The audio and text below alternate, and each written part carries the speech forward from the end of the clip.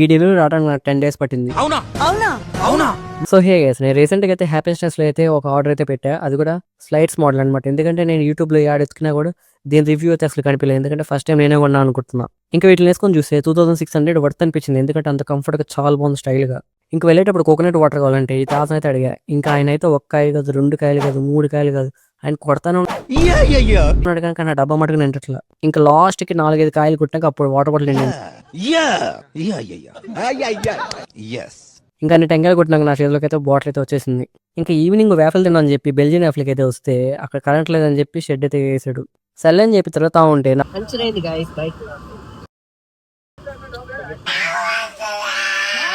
వేసిన పంచర్ కూడా ఊడిపోయిందంటే ఇంకేం చేయాలా. ఇంకా ట్యూబ్లెస్ టైర్ పంచర్ తెలియని చెప్తే ఇంకా కొత్త ట్యూబ్ తెప్పించా. తెచ్చుకున్న డబ్బులైనా దీనికే పెట్టాల్సి వస్తుంది.